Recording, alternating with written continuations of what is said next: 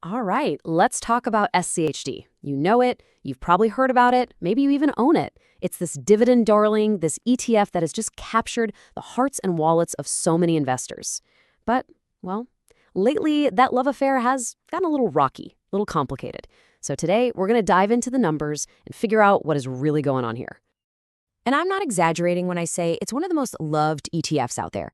For years, this thing has been the absolute go-to for anyone wanting a steady stream of income. You know, from those solid, reliable, high-quality American companies.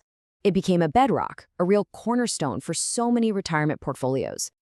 But that popularity, yeah, it's being put to the test right now. I mean, you look at your portfolio, you see the returns, and you start asking a totally fair question, right? If this thing is so great, why is it getting absolutely smoked by the rest of the market? And that, right there, is the big question we're going to unpack today. Okay, so here's our game plan. First, we're going to look at why everyone fell in love with it in the first place. Then we'll face the music and look at the tough performance numbers. After that, we'll dig into why it's lagging. Next up, we'll ask the big one, is the strategy itself actually broken? And we'll wrap it all up with what I think is the most important piece of all, truly knowing what you own. All right, part one. Let's start at the beginning. Why did SCHD get so popular? What was the big appeal that drew everybody in?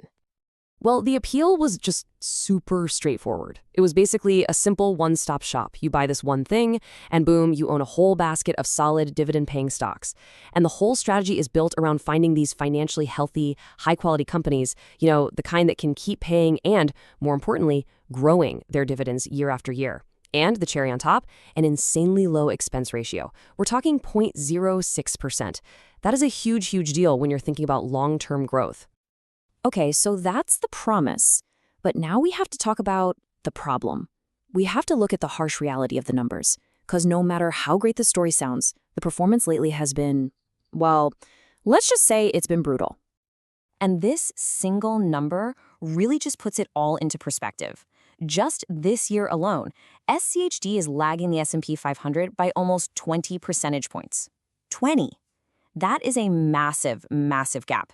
It's the kind of number you just can't ignore when you're looking at your statement. And look, this isn't just some recent blip on the radar. If you zoom out and look at the last 3 years, and this is with dividends reinvested, mind you, the S&P 500's total return has been more than 4 times what SCHD has delivered. That's not just a gap, that's a canyon. It's been dramatic, and it's been going on for a while. And here's where it gets even trickier. You know, the whole point of SCHD for many people was the income, that nice dividend yield. But right now, its yield is sitting around 3.8%. And you can go out and buy a simple government-backed T-bill, basically risk-free money, and get a higher yield. That really puts a dent in the main argument for holding it, doesn't it? Okay, so what in the world is going on? Is this just a string of bad luck, or is there something deeper, something fundamental causing this split? To figure that out, we've got to pop the hood and see what's actually inside this thing. And here it is, our first big clue. You look at its holdings, and it's heavily weighted in what you'd call old economy sectors. We're talking big slices of financials, industrials, healthcare, consumer staples. And then you see technology, and it's just 10% of the fund. That's tiny, especially considering tech has been the engine driving everything lately. Now, let's contrast that with the S&P 500.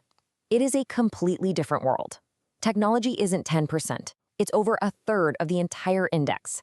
That massive, huge weighting in tech is pretty much the whole story behind the S&P 500's recent performance. And it's the one area where SCHD barely has a footprint. So here's the bottom line, the real crucial point. The story of the stock market over the last few years has been the story of a handful of giant tech companies. You know the names. And SCHD, simply because of how it's built, owns none of them. It completely, totally set out the massive AI and big tech rally that has been carrying the entire market. So when you see that, the obvious question pops into your head, is this thing broken? Has the whole strategy just failed? Well, believe it or not, the answer to that really depends on what you think its mission was in the first place. And this is so important to remember. SCHD isn't a person making decisions. It's not some fund manager who decided to bet against tech. It's a passive ETF. Its only job, its entire job, is to be a robot that follows a set of rules, the rules of its underlying index. And that index has one very specific goal: find high-quality, sustainable, dividend-paying companies. And that selection process is just a simple, systematic filter. It's like a checklist. Does the company have 10 plus years of paying dividends? Check. Does it have a strong balance sheet? Check. Positive earnings? Check. Then it just ranks what's left by yield. The thing is, those fast-growing tech companies, they're busy reinvesting every penny they have into growth. They don't pay big dividends, so they don't even show up on the radar. They never pass the first step of the filter. Which brings us to this quote that just sums it up perfectly. SCHD isn't broken. It's playing a different game. The underperformance you're seeing, that's not a mistake. It's not a bug. It's actually a feature of its design. It is doing precisely what it was built to do, and it was never, ever built to chase the same high-flying tech stocks as the S&P 500. And this all leads us to the final, and honestly, the most important point of this whole discussion. The big debate about whether SCHD is good or bad isn't really about the ETF at all. It's about you. It's about understanding what job you're hiring it to do inside your own portfolio. So you gotta ask yourself, which one of these sounds more like you? Are you the investor whose main goal is generating a stable income stream from established, valuable companies? Then yeah, SCHD is built for that. Or is your primary goal to just capture the total growth of the market, wherever it comes from, even if it's all concentrated in tech? Well, then an S&P 500 fund is the right tool for that job. They are two different tools for two very different tasks. And that really is the entire key right there. So much of the frustration people feel with SCHD just comes from a mismatch in expectations.